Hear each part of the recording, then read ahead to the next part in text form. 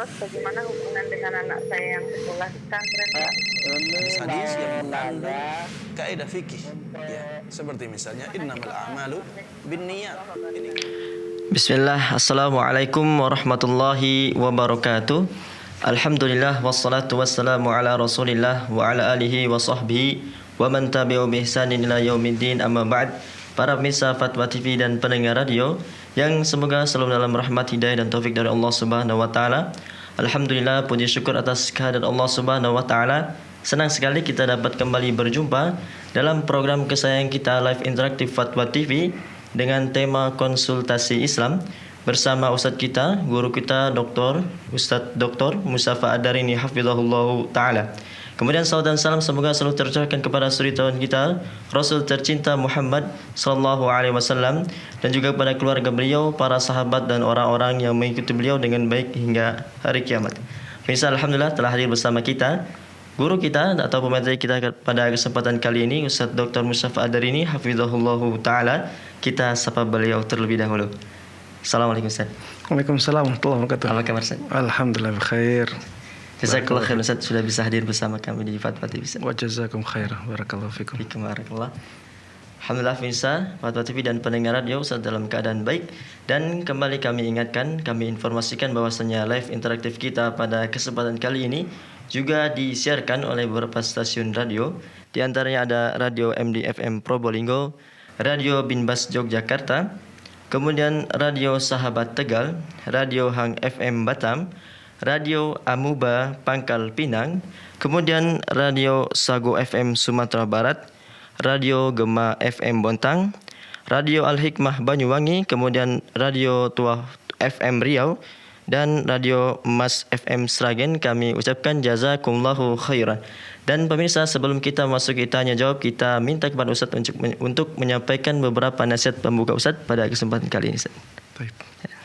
Bismillahirrahmanirrahim. Alhamdulillahirabbil alamin, wassalatu wassalamu ala asyrafil anbiya'i wa sayyidil mursalin, nabiyyina Muhammadin wa ala alihi wa sahbihi wa man tabi'ahum bi ihsanin ila yaumiddin.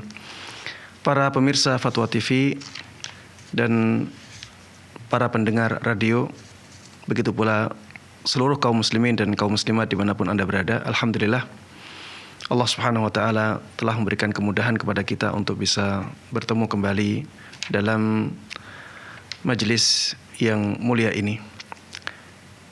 Mudah-mudahan Allah Subhanahu wa ta'ala memberikan kepada kita semuanya keikhlasan dalam melakukan amalan yang mulia ini, dan mudah-mudahan Allah memberikan keberkahan dan kebaikan kepada kita semuanya. Salawat dan salam semoga selalu terlimpahkan kepada Nabi yang sangat kita cintai, Nabi Agung Muhammad sallallahu alaihi wasallam. Begitu pula kepada seluruh keluarga beliau, seluruh sahabat beliau, dan seluruh kaum muslimin yang mengikuti beliau dengan baik hingga hari akhir nanti. Pada kesempatan yang singkat ini, saya ingin mengingatkan kepada diri ana sendiri, begitu pula kepada saudara-saudariku kaum muslimin dan kaum muslimat, akan pentingnya berpuasa di bulan Sya'ban ini. Dan puasa di bulan Sya'ban memiliki keutamaan tersendiri dibandingkan dengan puasa-puasa sunnah yang lainnya. Karena Rasulullah sallallahu alaihi wasallam dahulu sangat bersemangat untuk berpuasa sunnah di bulan Sya'ban. Dan tidaklah Rasulullah sallallahu alaihi wasallam sangat bersemangat untuk berpuasa di bulan Sya'ban kecuali karena memang ada keistimewaan untuk berpuasa di bulan Sya'ban. Dan banyak sekali hadis-hadis yang menjelaskan hal ini. Di antaranya hadis dari Usamah ibn Zaid radhiyallahu taala anhu. Beliau pernah bertanya, "Ya Rasulullah, lam araka tasumu min syahrin min asy-syuhuri ma tasumu min Sya'ban." Wahai Rasulullah, aku tidak pernah melihat engkau berpuasa di suatu bulan seperti engkau berpuasa di bulan Sya'ban. Karena beliau melihat banyaknya puasa beliau di bulan Sya'ban ini, tidak seperti di bulan-bulan yang lainnya. Maka apa jawab Rasulullah sallallahu alaihi wasallam? Beliau mengatakan, "Dzalika syahrun yaghfulun nasu anhu baina Rajab wa Ramadan." Itu adalah bulan yang banyak dilalaikan oleh manusia. Bulan yang ada di antara bulan Rajab dan bulan Ramadan, ya. Bulan Rajab bulan yang mulia, bulan suci. Bulan Ramadan juga bulan yang mulia, karena di bulan Ramadan ada salah satu dari rukun Islam. Bulan Sya'ban berada di antara dua bulan yang mulia, dan bulan Sya'ban ini banyak dilalaikan oleh manusia keutamaannya. Wa huwa syahrun turfa'u fihi al-a'mal ila rabbil alamin. Dan itu adalah bulan di mana amal-amal manusia diangkat kepada Allah sebagai Rabb semesta alam. Fa uhibbu an yurfa'a amali wa ana sha'im. Maka aku senang apabila ketika amalku diangkat, aku dalam keadaan berpuasa. Ini menunjukkan keistimewaan berpuasa di bulan Sya'ban. Karena di bulan Sya'ban ini amal-amal manusia diangkat kepada Allah Subhanahu wa taala. Maka bersemangatlah untuk berpuasa sebagaimana dahulu Rasulullah sallallahu alaihi wasallam bersemangat untuk berpuasa, agar ketika amal kita dilihat oleh Allah Subhanahu wa taala, maka di sana ada amalan-amalan berpuasa yang sangat dicintai oleh Allah Subhanahu wa taala. Kata Allah, "Illa shaum fa innahu li wa an ajzi bih." Ya. Kecuali puasa. Adapun puasa, maka banyaknya pelipat gandaan amalan tidak dibatasi oleh Allah Subhanahu wa taala. Tidak dibatasi 10 kali lipat sampai 700 kali lipat, tidak. Lebih dari itu bisa. Ya, bisa lebih dari 700 kali lipat. Ini kembali kepada Allah Subhanahu wa taala yang memutuskannya. Fa innahu li, karena berpuasa itu untukku, sangat dicintai oleh Allah Subhanahu wa taala. Wa ana ajzi bih, dan akulah yang akan memberikan balasan karena puasa, karena amalan puasa tersebut. Hadis Aisyah ibunda kita radhiyallahu taala anha diriwayatkan oleh Imam Bukhari dan Imam Muslim. Beliau mengatakan, kana Rasulullah sallallahu alaihi wasallam yasumu hatta naqul la yuftir. Dahulu Rasulullah sallallahu alaihi wasallam biasa berpuasa berturut-turut sampai kita mengatakan beliau ini tidak pernah tidak berpuasa. Wa yuftiru hatta naqul la yasum. Dan kadang-kadang juga beliau tidak berpuasa dalam beberapa hari yang berturut-turut sampai kita menganggap beliau tidak pernah berpuasa. Fama ra'aitu Rasulullah sallallahu alaihi wasallam istakmala siyama syahrin illa Ramadan.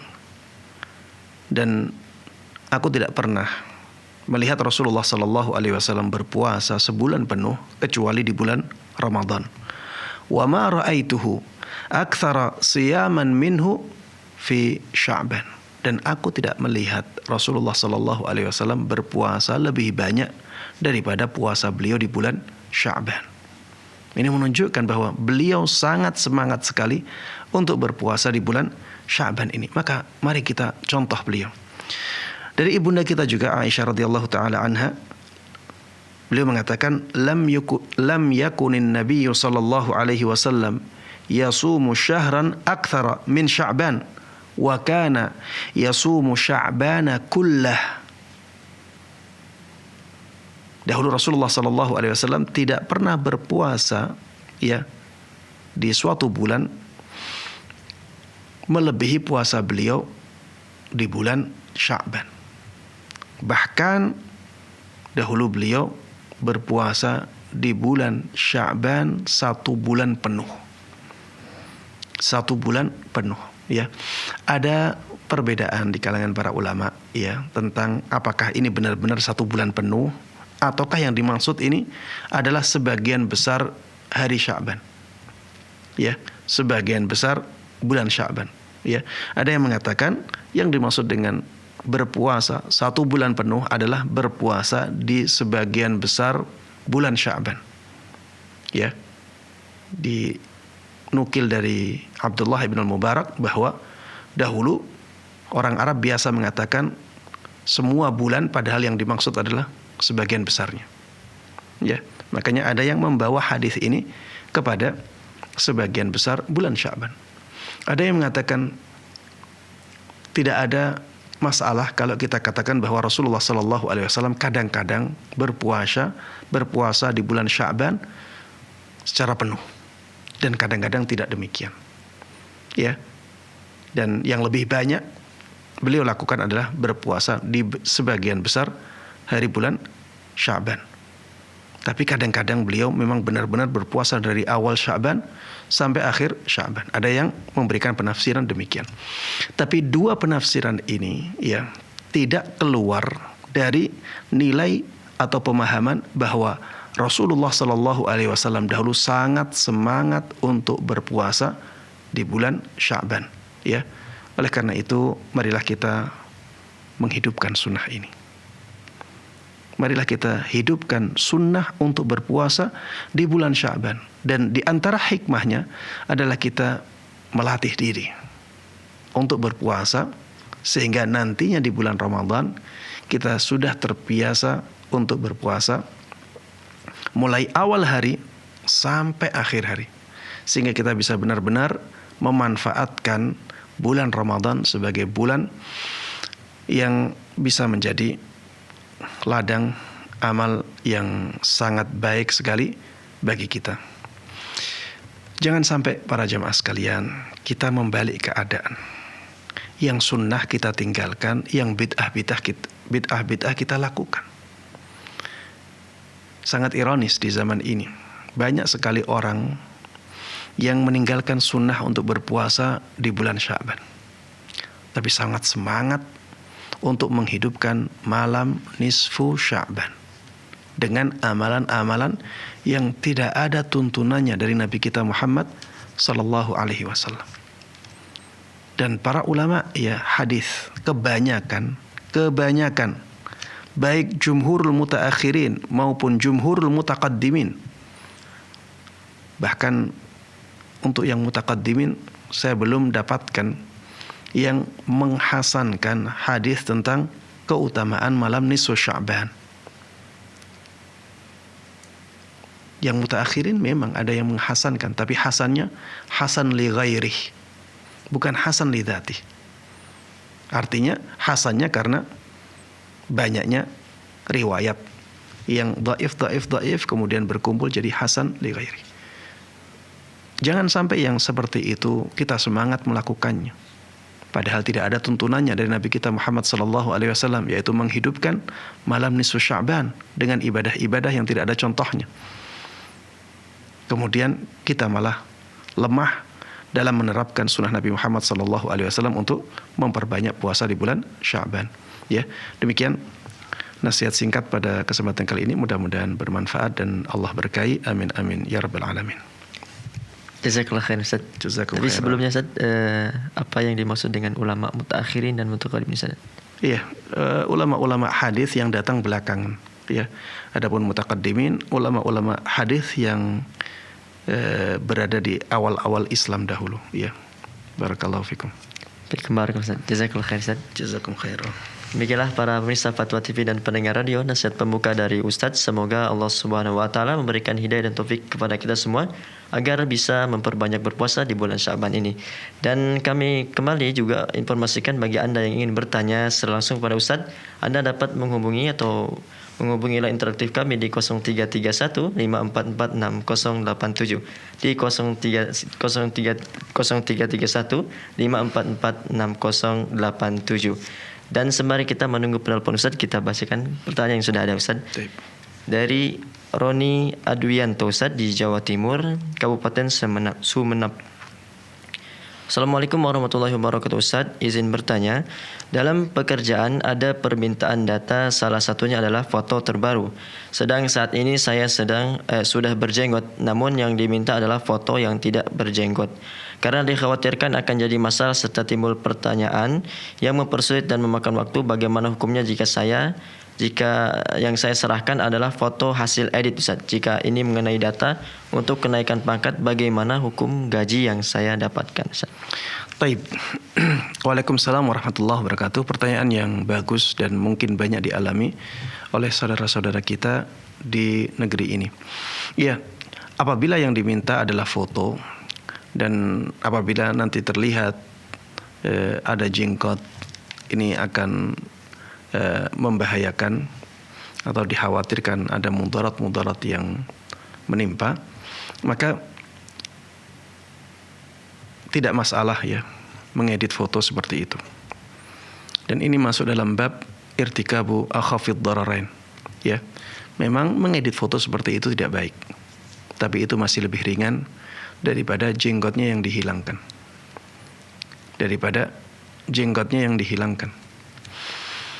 Kemudian kalau tidak mengirim foto yang baru, ya nanti juga akan menimbulkan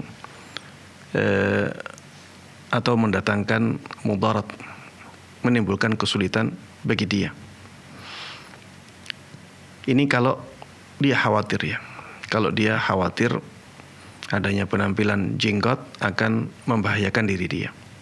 Tapi kalau tidak ada kekhawatiran, maka yang menjadi keharusan bagi dia adalah mengirimkan foto yang ada jenggotnya. Tapi pertanyaannya tidaklah datang kecuali karena ada kekhawatiran. Sekarang ada dua mudarat yang tidak bisa dihindari. Atau bisa dihindari tapi ada mudarat yang lebih besar lagi. Kita bisa meninggalkan dua mudarat ini tapi ada mudarat yang lebih besar lagi. Misalnya meninggalkan pekerjaan. Berada di pekerjaan tersebut dengan adanya tindakan mengedit foto, ini mudarat. Kalau mudarat ini dihilangkan atau dihindari, ya solusinya meninggalkan pekerjaan. Meninggalkan pekerjaan ini mudarat yang lebih besar. Ini kesulitan yang lebih berat. Maka pilihannya adalah irtikabu akhafid darar yang tetap di pekerjaan itu. Ya, tetap di pekerjaan itu walaupun ada mudarat, tapi mudaratnya lebih ringan daripada meninggalkan pekerjaan. Kalau meninggalkan pekerjaan, nanti mencari pekerjaan akan lebih susah lagi. Dan bisa jadi seseorang malah terbengkalai urusan kehidupannya gara-gara bingung mencari pekerjaan baru. Baik. Setelah berada di pekerjaan, ya ini akhafud dararin. Akhafud dararin maksudnya mudarat yang lebih ringan, mengambil keburukan yang lebih ringan. Baik. Keburukan yang lebih ringan sekarang adalah tetap berada di tempat pekerjaan itu. Sekarang ketika tetap berada di tempat pekerjaan tersebut, ada beberapa mudarat juga di sini. Yang pertama, mengedit foto. Ini ya secara tidak langsung ya ada tindakan tidak jujur yang sebenarnya ada jenggotnya ternyata dihilangkan di foto. Tapi kalau ini tidak dilakukan, maka ada mudarat. Kalau foto aslinya, maka nantinya akan mendatangkan bahaya bagi dia. Bisa jadi dia dikeluarkan, bisa jadi dihentikan dari pekerjaannya. Ini mudarat. Ada pilihan lain juga, ada mudaratnya, yaitu memotong jenggot. Dari 3 mudarat ini, mana yang lebih ringan? Tentunya yang lebih ringan adalah mengedit foto. Sehingga ini yang menjadi pilihan yang paling ringan dari pilihan-pilihan yang lainnya. Maka itu yang harusnya dilakukan. kalau tidak bisa mengirim foto kecuali yang baru, ya. Kalau misalnya bisa dipaksakan mengirim foto yang lama, maka itu pilihan yang paling ringan. Kirimkan foto yang lama yang belum ada jenggotnya. Tapi kalau ternyata ditolak, ya kirimkan yang baru dan pilih mudarat yang lebih ringan. Keburukan yang paling ringan yaitu mengedit fotonya. Wallahu ta'ala a'lam. Jazakallah khair Ustaz. Barakallahu fikum. Barakallah. Demikianlah, semoga Allah selalu memudahkan urusan yang bertanya, keluarga dan para pemirsa semuanya. Dan kembali kita bacakan Ustaz pertanyaan yang sudah ada dari Emir Ustaz di Jawa Barat, Kota Bekasi. Assalamualaikum warahmatullahi wabarakatuh Ustaz, izin bertanya. Bagaimana hukumnya seorang dokter menangani pasien lawan jenis yang bukan mahram untuk kasus penyakit atau bukan dalam keadaan darurat, semisal hanya tambal gigi? Apakah pasiennya yang dituntut untuk mencari dokter wanita atau dokter yang harus menolak jika mendapat pasien wanita Ustaz? Bagaimana baiknya? Jazakallahu khairan Ustaz. Iya, sebaiknya mungkin mencari solusi yang masih dimungkinkan. Seperti misalnya mengkhususkan diri untuk pasien laki-laki. Mengkhususkan diri untuk pasien laki-laki. Sehingga ya pasien perempuan sudah sadar ya ketika memang dokter ini mengkhususkan diri untuk pasien laki-laki. Ada pilihan yang kedua, ya, mungkin bisa bekerja sama dengan dokter perempuan. Sehingga di tempat tersebut ada 2 dokter. Yang satu dokter laki-laki, yang satu dokter perempuan. Apabila ada pasien perempuan bisa diarahkan ke dokter perempuan. Apabila pasien laki-laki bisa diarahkan ke dokter laki-laki, ya. Ini apabila memang memungkinkan, ya. Dan itu harus diusahakan terlebih dahulu. Harus diusahakan terlebih dahulu apabila memang hal tersebut bisa dilakukan. Wallahu ta'ala a'lam. Jazakallah khairan Ustaz. Demikianlah yang bertanya, semoga dapat dipahami. Dan sudah ada penelpon yang bergabung Ustaz, kita sapa terlebih dahulu. Assalamualaikum Fatwa TV. Waalaikumsalam warahmatullahi wabarakatuh. Ya. Dengan Bapak siapa di mana? Dengan Hilmi di Jember. Ya, silakan Bapak.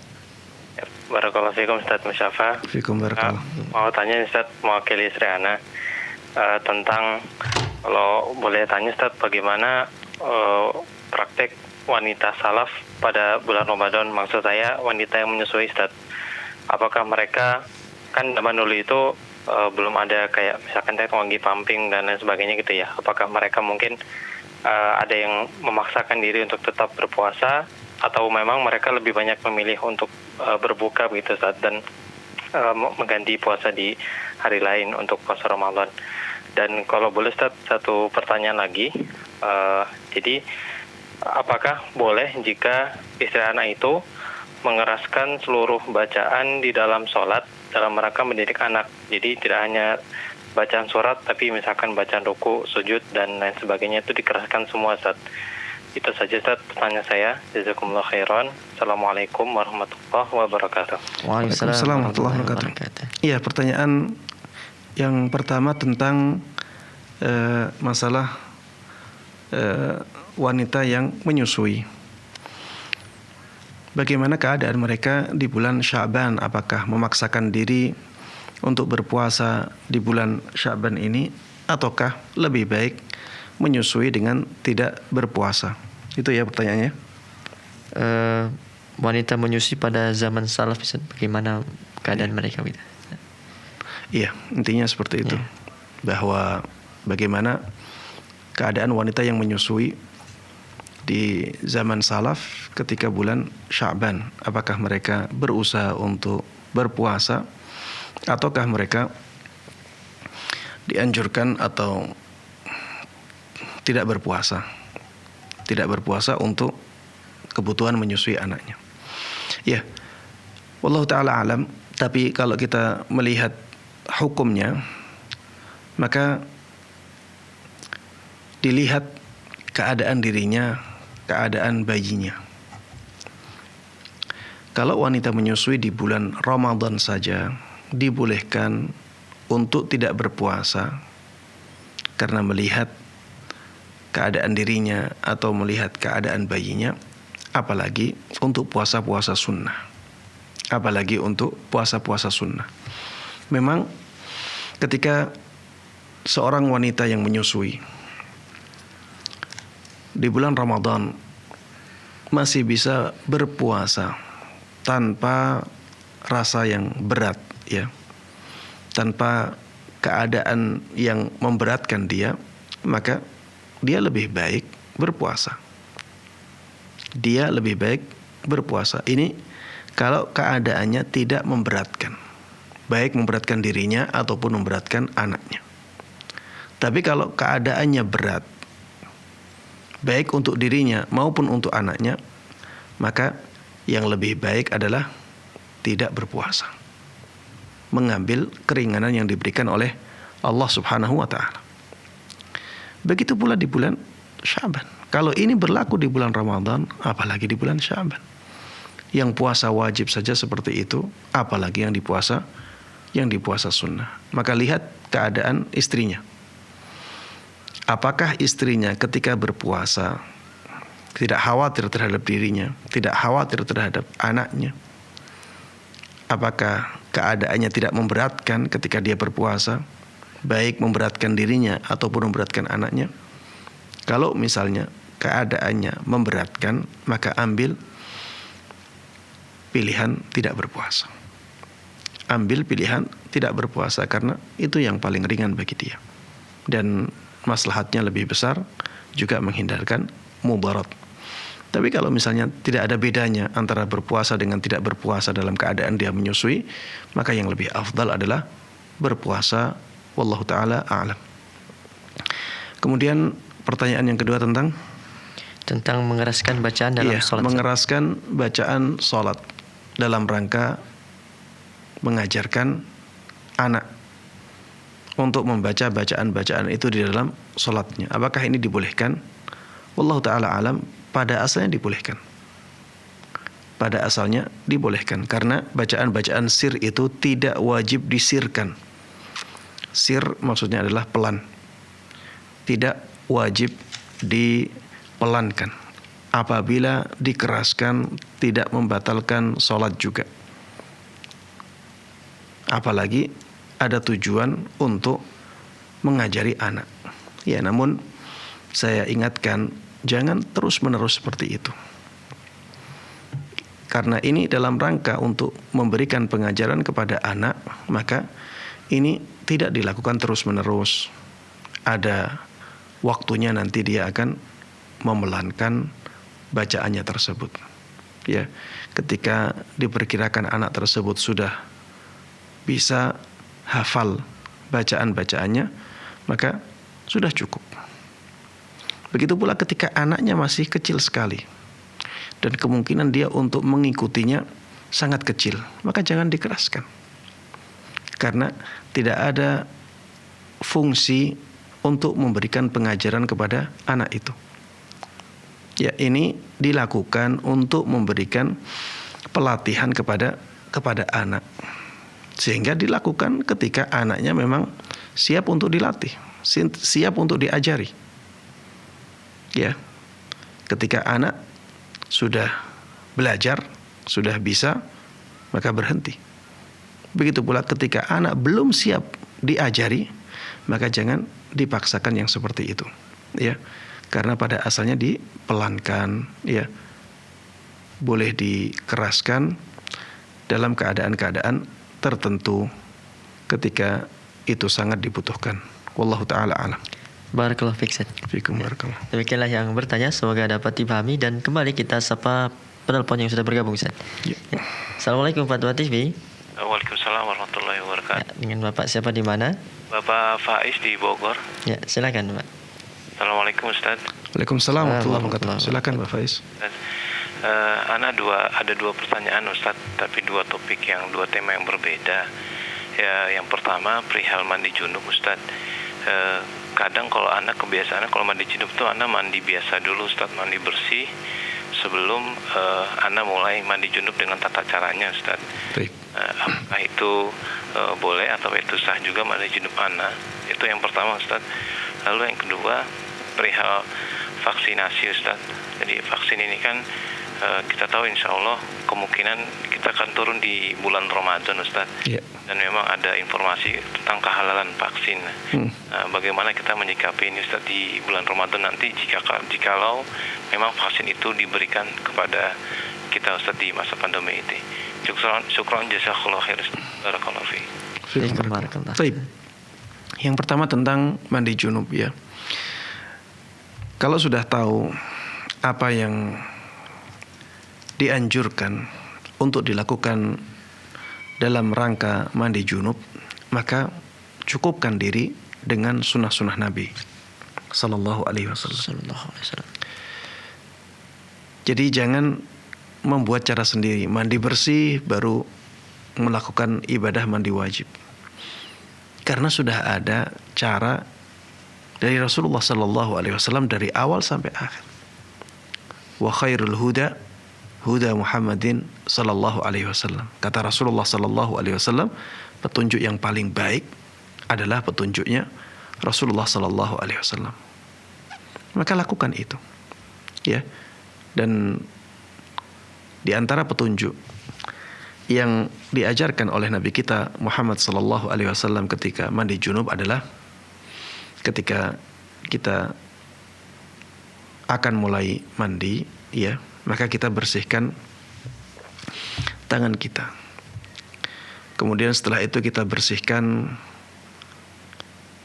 bagian-bagian badan yang terkena kotoran. Ya, seperti misalnya kemaluan kita. Kemudian kalau misalnya kita ingin buang air kecil dulu, buang air kecil dulu. Kepengen buang air besar dulu, buang air besar dulu. Setelah itu ya kita bersihkan kotoran-kotoran itu. Begitu pula kotoran yang tersisa dari jima misalnya. Kita bersihkan semuanya. Setelah bersih semuanya, ini bukan mandi ya, membersihkan bagian-bagian yang kotor. Setelah itu lakukan wudu sebaik mungkin. Lakukan wudu sebagaimana kita wudu. Kita cuci tangan, kemudian kita berkumur, kita istinsyak, ya, menghirup air ke hidung, kemudian kita membasuh wajah kita, kemudian membasuh tangan, mengusap kepala, mengusap telinga, kemudian membasuh kaki. Selesai wudu, setelah itu diteruskan dengan mandi. Cara mandinya juga disebutkan disebutkan di dalam hadis Nabi Muhammad SAW. Yang pertama, disiram sebaiknya adalah kepala bagian kanan, kemudian kepala bagian kiri, kemudian setelah itu bagian badan sebelah kanan, kemudian bagian badan sebelah kiri. Kalau misalnya membutuhkan sabun, ya sampo, ya silahkan dilakukan itu. Ketika membasuh kepala, ya sekalian disampoi. Kepala selesai, baru nanti membersihkan badannya. Ini yang diajarkan oleh Nabi kita Muhammad SAW, ya, dan ana tidak tahu beliau mandinya sampai 2 kali. Mandi biasa dahulu, kemudian baru mandi junub. Tidak ada satu hadis pun yang menjelaskan hal itu, sehingga sebaiknya cara yang seperti itu kita tinggalkan. Cukupkan dengan cara yang dituntunkan oleh Rasulullah Sallallahu Alaihi Wasallam, dan itu sudah lebih dari cukup. Baik, ini untuk pertanyaan yang pertama. Untuk pertanyaan yang kedua tentang vaksin, ya. Apabila ternyata giliran vaksinnya datangnya di bulan Ramadan, apakah vaksin ini membatalkan puasa? Maka jawabannya, suntikan vaksin itu tidak membatalkan puasa, karena dia tidak termasuk kategori makan dia juga tidak termasuk kategori minum, dia juga tidak semakna dengan makan dan minum. Ya, tidak semakna dengan makan dan minum. Karena ini suntikan ini masuknya lewat jalan selain jalan makan dan minum. Dan suntikan itu tidak berfungsi seperti makan dan minum. Orang kalau makan dan minum, dia tubuhnya menjadi kuat. Ya. Kalau vaksin tidak menjadikan tubuh kuat. Dan suntikan ini berbeda dengan suntikan infus. Infus meskipun jalannya tidak lewat mulut, tidak lewat hidung, tapi dia fungsinya seperti makan. Orang yang diinfus kalau tidak makan, tidak minum, seperti orang yang sudah makan dan sudah minum, badannya kuat. Ya, maka infus ini semakna dengan makan dan minum. Infus yang tujuannya adalah memasukkan zat-zat atau sesuatu yang dibutuhkan oleh tubuh sehingga menjadi kuat, vitamin-vitamin, maka ini membatalkan puasa karena dia dianggap semakna dengan makan dan minum sehingga hukumnya sama dengan makan dan minum. Berbeda dengan suntikan vaksin, ya. Berbeda dengan memasukkan obat ke dalam luka. Ini tidak semakna dengan makan dan minum, dan dia bukan makan dan minum, sehingga itu tidak membatalkan puasa. Walaupun kalau ingin lebih hati-hati, maka bisa dilakukan di malam hari.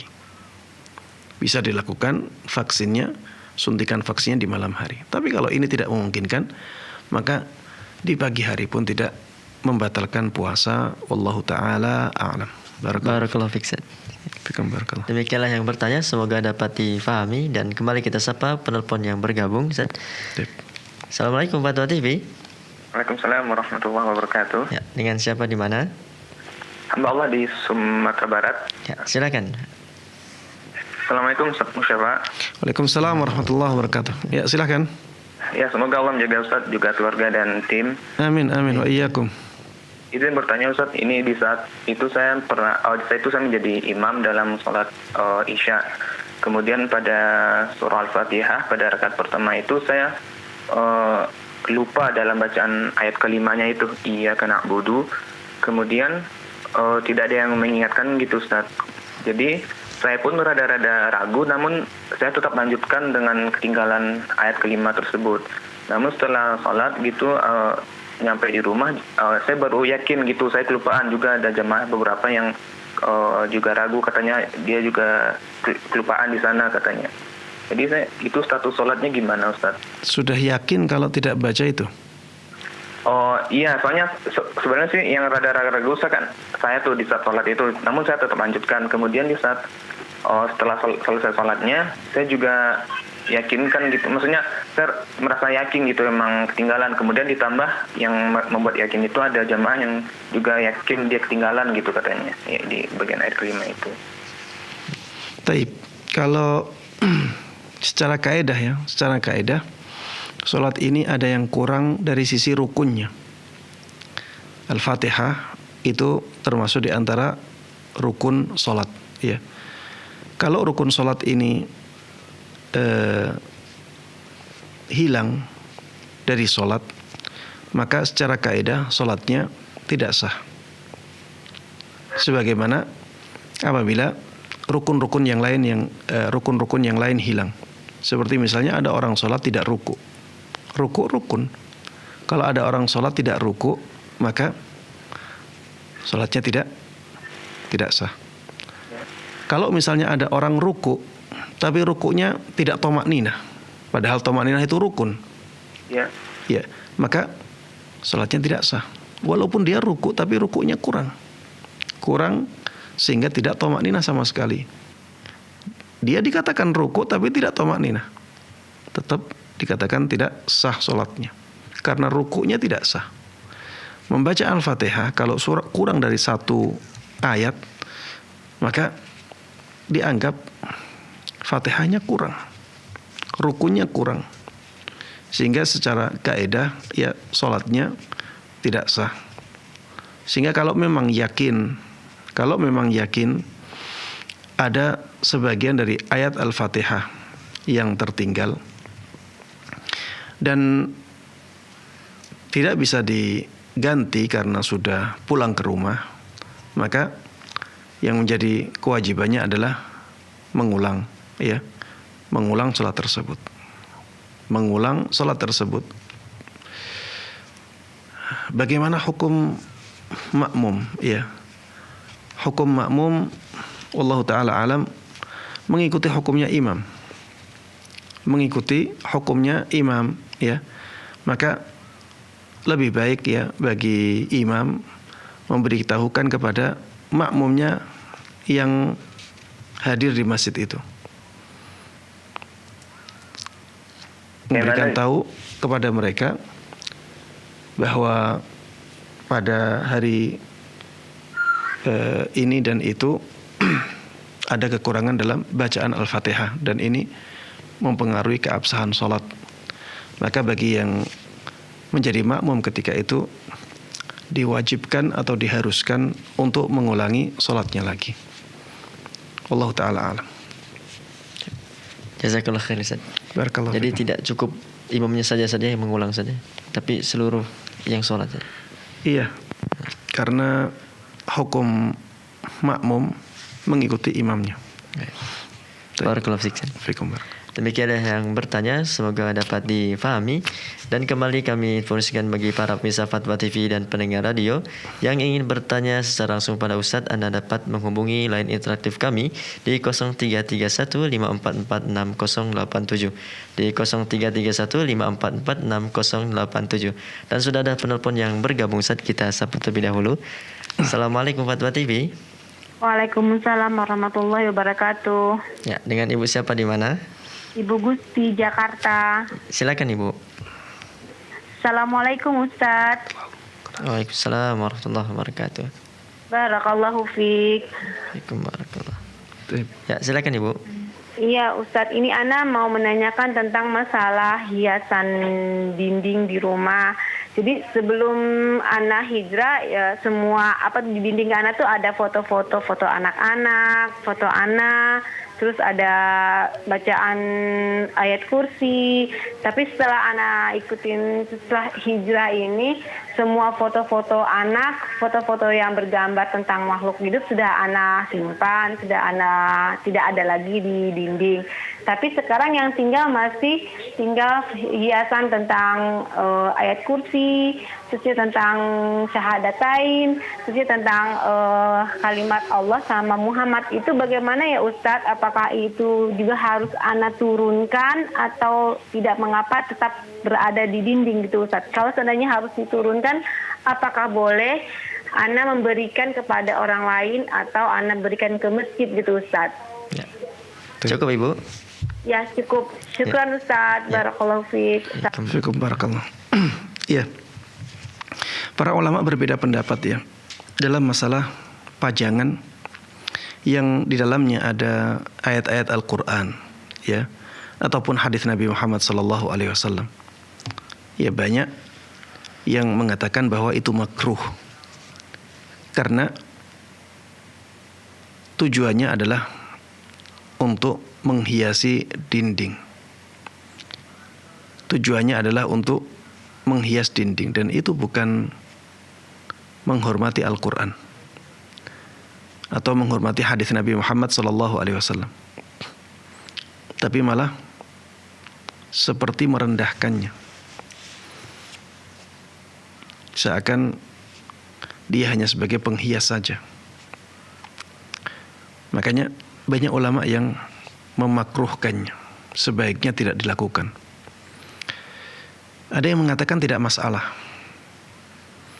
karena dengan membaca ayat-ayat tersebut, orang yang melihatnya bisa teringat dengan pesan-pesan yang terkandung di dalam ayat-ayat itu. Tapi secara kenyataan kalau kita mau jujur ya, berapa persen orang yang teringat dengan pesan yang terkandung di dalam ayat-ayat itu, atau pesan yang terkandung di dalam hadis-hadis yang dipajang? Berapa persen? Kemungkinan besar yang teringat dengan pesan-pesan yang terkandung di dalam firman Allah dan hadis itu kemungkinan besar sangat kecil. Ya. Apalagi apabila kita terapkan di negara kita Indonesia, kebanyakan orang tidak paham bahasa Arab. Kalau ada orang memajang ayat kursi, apakah orang teringat dengan pesan yang terkandung di ayat kursi itu, yang dari awal sampai akhir menjelaskan tentang sifat-sifat Allah Subhanahu wa taala? Ana menganggap bahwa yang mendapatkan pesan yang terkandung di dalam ayat kursi itu sangat sedikit, karena memang yang paham bahasa Arab itu sedikit.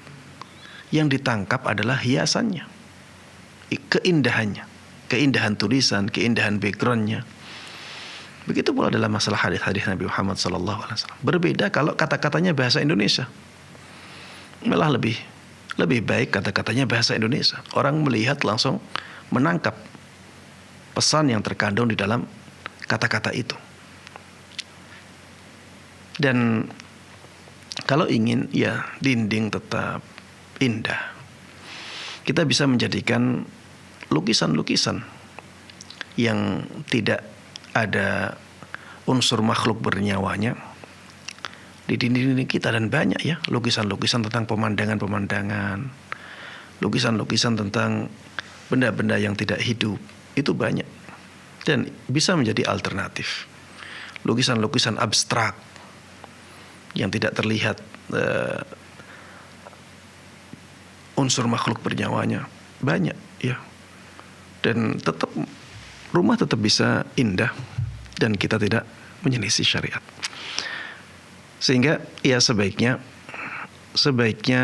menghias dinding dengan ayat-ayat Al-Quran, dengan hadis-hadis Nabi Muhammad SAW sebaiknya ditinggalkan, karena ada beberapa ulama yang memakruhkan, dan ana melihat apa yang mereka katakan memang sesuai dengan kenyataan di lapangan, bahwa kebanyakan yang ditangkap oleh orang bukan pesannya tapi hiasannya. Dan untuk apa kita menjadikan Al-Quran sebagai penghias dinding? Ini bukan tujuan diturunkannya Al-Quran. Tujuan diturunkannya Al-Quran adalah agar direnungi isi kandungannya. Dan orang yang melihat hiasan tersebut kebanyakan kalau di Indonesia tidak bisa merenungi isi kandungannya. Ya malah lebih baik kita menulis bahasa Indonesianya. Atau kalau misalnya ada ya, misalnya la ilaha illallah, kemudian ada di bawahnya tidak ada Tuhan yang berhak disembah kecuali Allah, ada pesan bahasa Indonesianya. Atau ada ayat Al-Quran yang ringkas kemudian ditulis terjemahannya sehingga maknanya bisa ditangkap. Kalau keadaannya seperti itu mungkin bisa kita katakan ini untuk menyampaikan pesan kepada orang yang membacanya. Tapi kalau keadaannya kebanyakan pembacanya adalah orang-orang yang tidak paham bahasa Arab, maka Anda melihat ketika ditulis dengan bahasa Arab saja, sisi untuk mengambil hiasannya lebih dominan daripada sisi untuk menyampaikan pesan yang terkandung di dalam ayat-ayat tersebut atau di dalam hadis-hadis itu. Dan sisi yang dominan itu yang mempengaruhi hukum, ya, mempengaruhi hukum. Kalau yang dominan adalah hiasannya, maka berarti ayat tersebut sebagai penghias saja. Kalau sisi yang dominan adalah menyampaikan pesannya, maka berarti ayat-ayat tersebut dipajang untuk difahami pesan-pesannya, ya.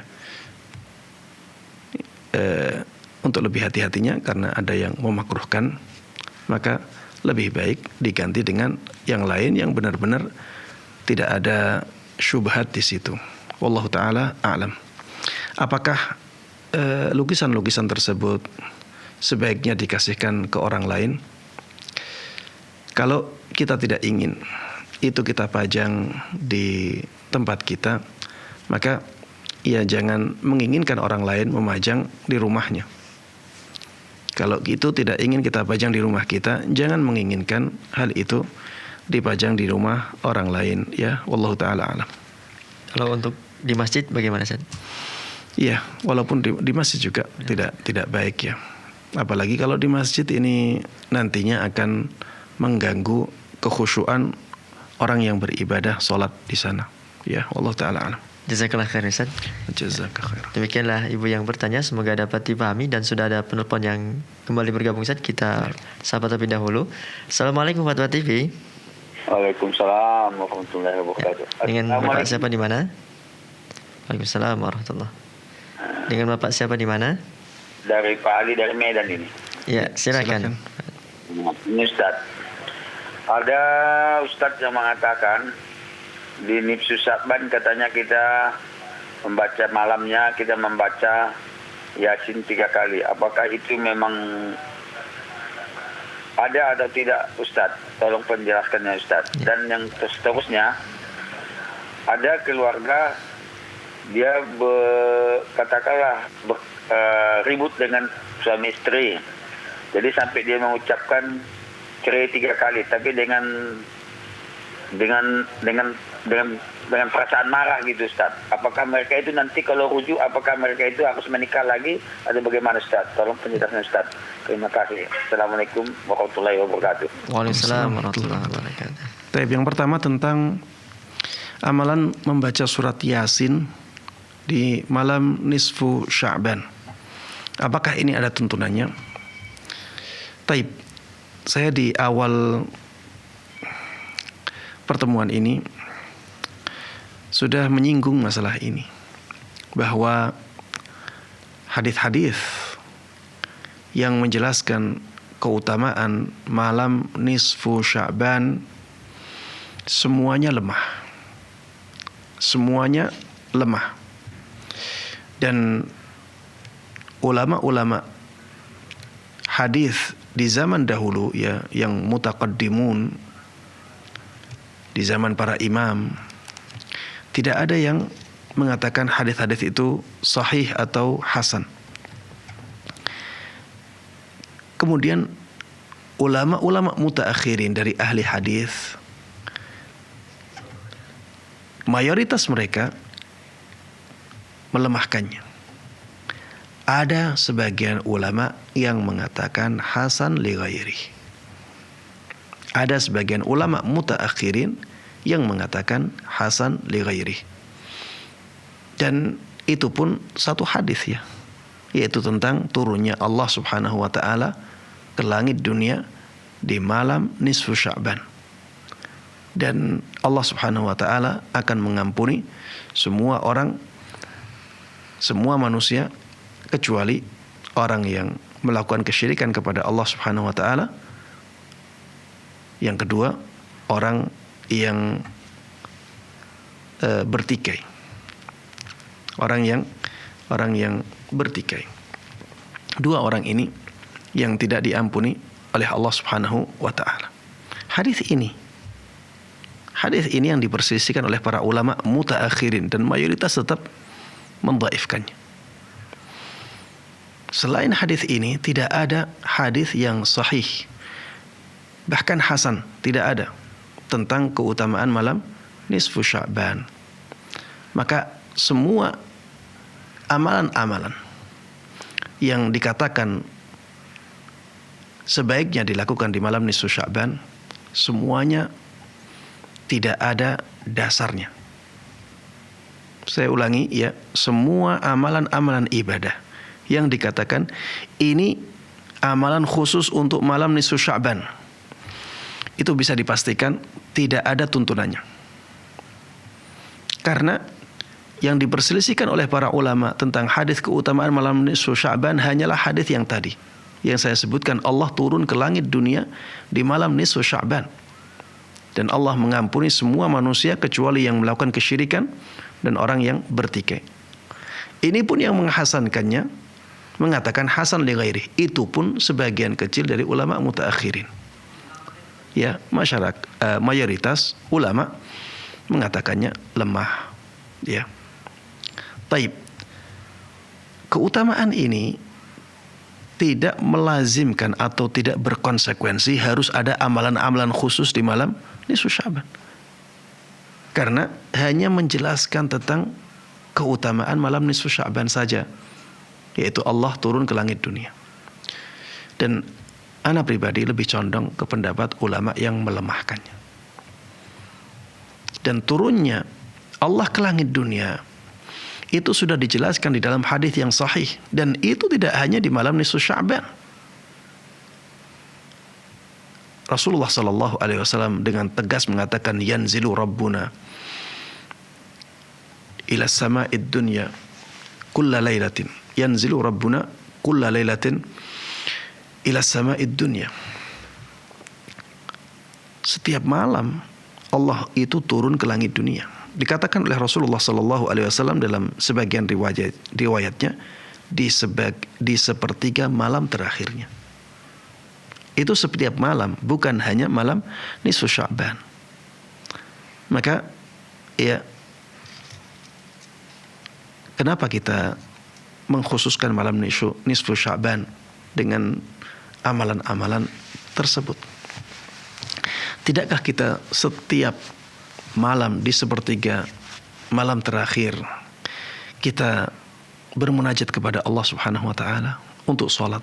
Bukankah di hadis tersebut juga dikatakan ala min mustaghfirin fa astaghfirullah, man yastaghfiruni fa astaghfirullah? Siapa yang meminta ampun kepadaku, maka aku ampuni dosa-dosa dia. Bukankah Allah juga mengatakan demikian? Dan itu setiap malam Allah turun ke langit dunia setiap malam di sepertiga malam terakhir. Ya, maka para jemaah sekalian, jangan didengarkan orang-orang yang mengajak kita untuk melakukan amalan-amalan ibadah tertentu di malam nisfu Sya'ban. Pertanyaan kedua Ustaz, yang terucap kata cerai 3 kali, kemudian bagaimana rujuknya Ustaz? Iya, ada khilaf di kalangan para ulama. Namun karena waktu sudah hampir selesai, saya anjurkan kepada penanya untuk menanyakan masalah ini ke Ustadz Syafiq Riza Basalamah, karena beliau yang fokus dalam masalah itu. Allah Ta'ala alam. Barakallahu fiik Ustaz. Fiikum barakallah. Dan tampaknya tadi adalah pertanyaan terakhir kita Ustaz pada kesempatan kali ini. Kami ucapkan jazakallahu khairan Ustaz atas ilmu dan waktunya Ustaz. Jazakum khair. Barakallah. Demikianlah para pemirsa Fatwa TV dan pendengar radio yang semoga selalu dalam rahmat, hidayah dan taufik Allah dari Allah Subhanahu wa taala. Bagi Anda yang Anda dapat terus menyaksikan live interaktif Fatwa TV pada hari Senin hingga Jumat, dan bagi Anda yang ingin mengetahui informasi seputar Fatwa TV dan Dewan Fatwa Perhimpunan Al-Irsyad, Anda dapat mengunjungi website kami di www.dewanfatwa.com, dan kami ucapkan jazakumullah khairan atas kebersamaannya bersama kami.